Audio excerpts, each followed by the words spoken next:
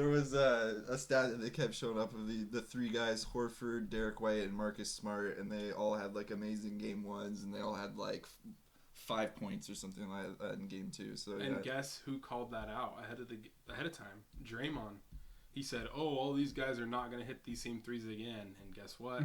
Everyone talked kind of crap on him for saying that, but he was right.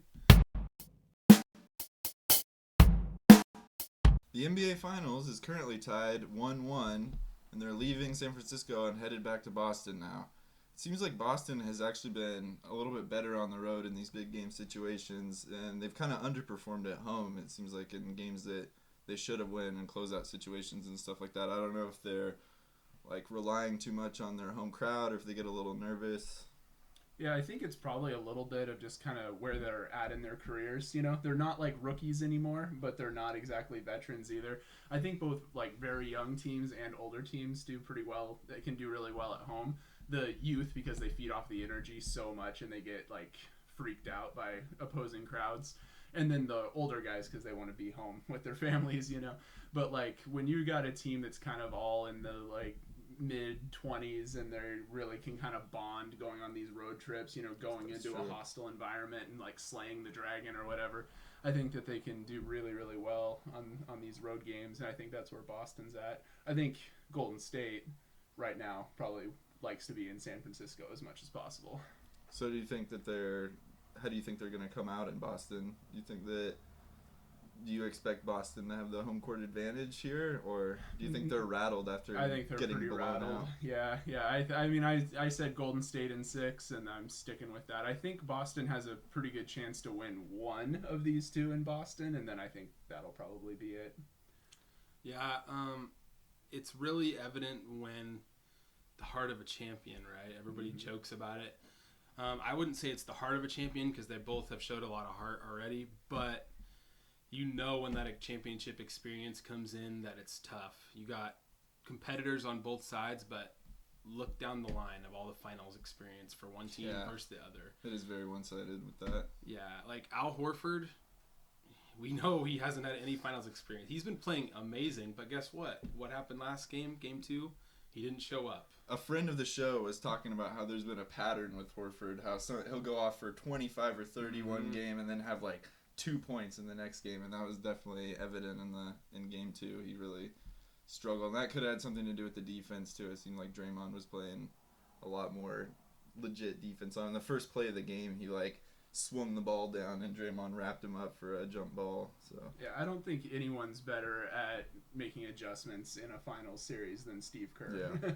He's had a lot of experience doing it, and you know, if Horford has a good game, if Tatum has a good game, the next game they're probably not going to. Yeah, there was like a stat that they kept.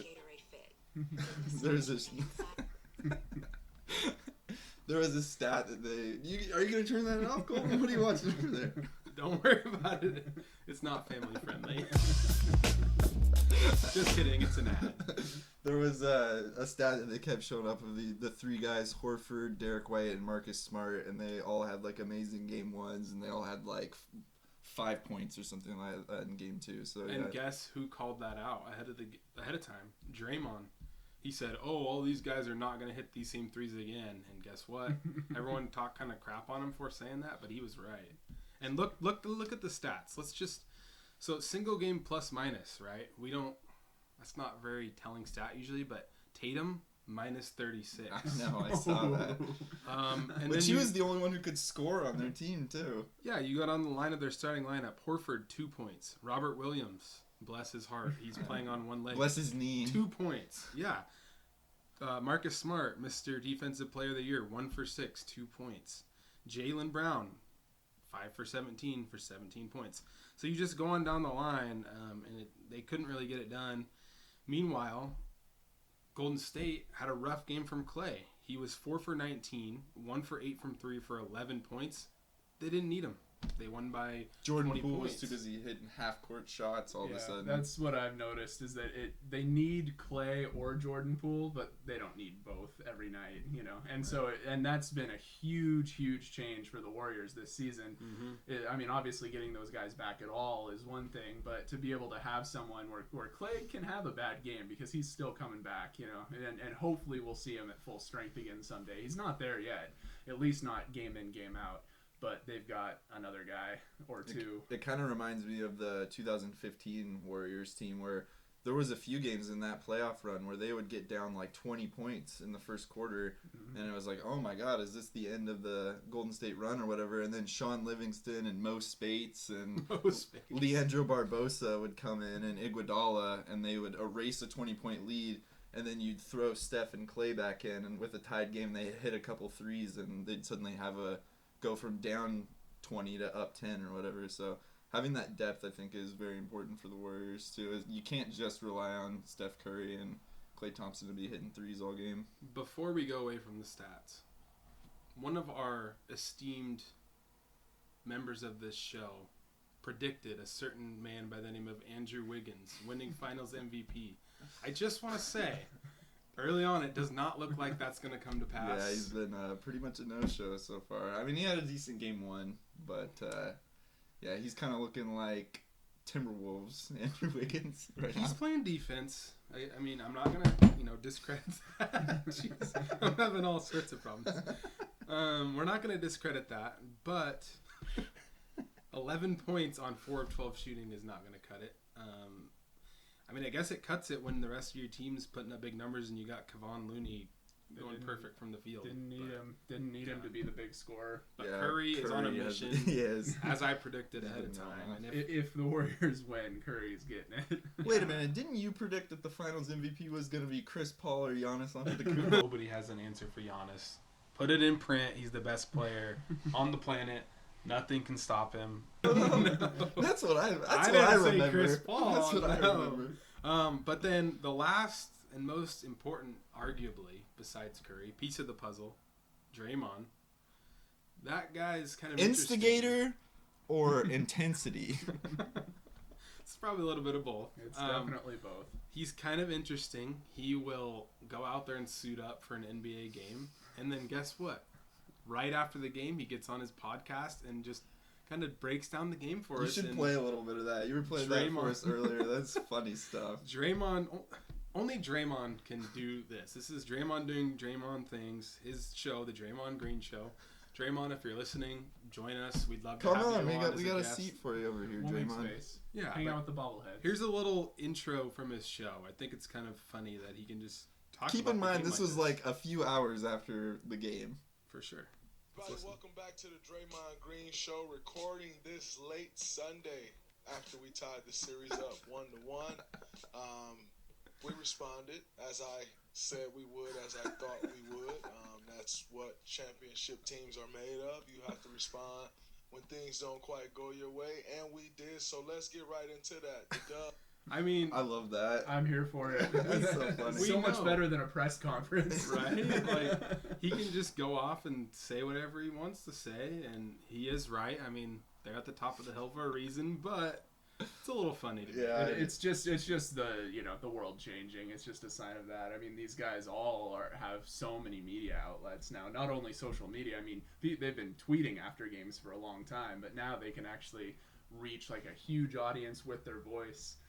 And it's definitely a new thing. It would have been interesting to hear, Jordan and guys like that doing the same thing back in the day. Yeah, especially the MJ podcast. A lot of cursing.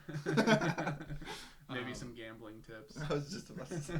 We're a family show, as evidenced by my earlier pausing of a video, so we don't talk about like that. But kind of the last thing we need to talk about, how do we feel about on the court with the technicals?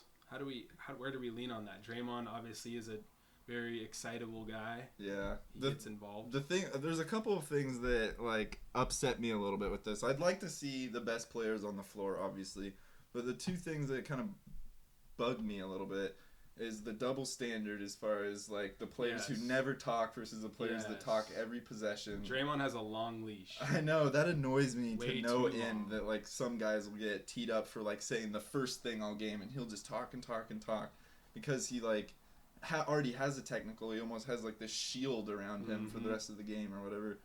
And yeah, that basically is the second point that I was getting to, is that like the double standard of the first technical versus the second technical. It's like they're gonna give him a technical for saying one thing and then he does something like much worse than that, and they like have to go to review and make sure that he did enough or whatever. And it's like as soon as that happens, you know they're not gonna throw him out. So it's a little bit annoying, but I would like to see the best players on the floor. Like I don't think the refs should be deciding it as far as tossing players. And that said, I don't think last night he did anything after his first technical that warranted getting But I thrown was out. the thing where he was on the floor like kicking and trying to pull down Jaylen Brown's pants or whatever. That was worse than the first thing he did. That's the part that annoys me. It's like if you're gonna tee him up for that, not the first thing. Yeah, but they already blew the whistle. Exactly. earlier. I thought that was a fire alarm. This is the Coleton episode where everything technical issues. Anyway, we gotta All right, stop it, with right? that, we're gonna call it. If you guys have any comments or questions you'd like to have us answer, go ahead and post below. This is the From the Logo Show. This is Coleton just being a nuisance. See you guys later. I was like, what? I was like, what shit? Is there a fire? You could cut like me dropping my phone out. If No, you I'm want. keeping it all in. Okay.